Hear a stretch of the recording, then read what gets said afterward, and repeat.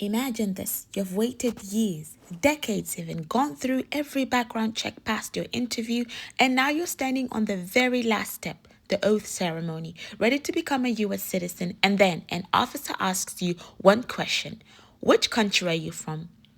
And when you answer, you are pulled out of the line and told your American dream is over. Cancelled. Welcome to Voices with Anissa Qalbi, immigration and business side of the channel. What happened this week at Faneuil Hall, Boston, right, is despicable. USCIS has imposed a sweeping targeted freeze on all immigration benefits for nationals of the 19 countries that we already spoke about, triggered by that, national security incident that we had a couple of weeks ago with the shooting. So this isn't just a policy change, it's an act of public humiliation and terror against legally vetted immigrants. We are breaking down the hard facts of how this unprecedented, freeze is affecting many people's livelihood. So Boston's mayor, Michelle Wu, called this despicable, and I feel like she's perfectly right to call that. Faneuil Hall is the cradle of liberty, the birthplace of the values this country is supposed to stand for. Yet inside the hall, people arrived with green card as far as back as the early 2000s were targeted. Officers were reportedly asking people with what is their country of origin. If they answered Somalia, Haiti, Venezuela, Cuba, Afghanistan, Sudan, Iran, and the other 19 countries, they were told to step out of the line. Their oath was cancelled. This is a targeted action. The 19 countries are divided into two lists basically. Those with full travel ban like Afghanistan, Somalia, Haiti, Iran, Sudan, Yemen, and those with the partial restriction like Cuba and Venezuela. If you are born in or are a citizen of any of those 19 countries, your case is now frozen.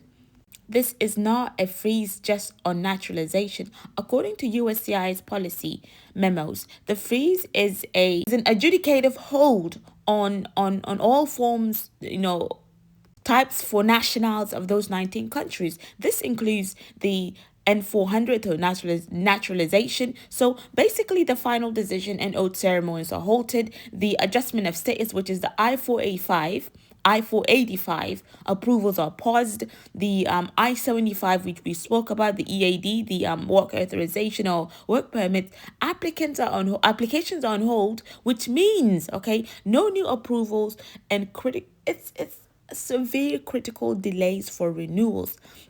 The asylum application. So USCIS has also paused all asylum adjudications regardless of nationality. So that one is like, it doesn't even matter if you're from the 19 countries or not. So the US, they have a rationale that the director, Joe Edlow, is that in the wake of the recent National Guard shooting, USCIS must conduct a comprehensive review to ensure maximum vetting. They are specifically authorized to use country-specific factors as a significant negative factor in reviewing your case, which we already spoke about in a prior episode. Look through our playlist. So if you haven't subscribed, be sure to subscribe, like, comment, and share. If you are from these 19 countries and your case was approved under the previous administration, specifically if you entered the United States on or after June 20th of 2021, the USCIS policy memo authorizes a comprehensive re-review. This means potential re-interview. You may be called back for a new interview even if you just had one. Broader reviews. USCIS are directed to look for inadmissibility grounds under the INA, potentially reopening issues that were considered closed. Okay?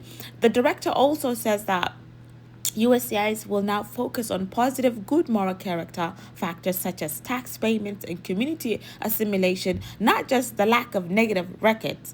This shifts, raises the bar for final approval. And lastly, I want to end with this. This is a targeted immigration freeze that is plunging thousands of families into crisis. If you are a national of one of those 19 countries and have a pending application, you must, if you're able to contact an attorney, prepare for a potential re-interview or extended delays. Be sure to subscribe with Voices with Anissa Qalbi. Share this episode widely with affected communities. This information is vital. How do you feel about this targeted vetting based on a country of origin? Okay, until next time, assalamu alaikum wa rahmatullahi wa barakatuh. Fi amanillah. I leave you all in the care and trust of God, Allah subhanahu wa ta'ala.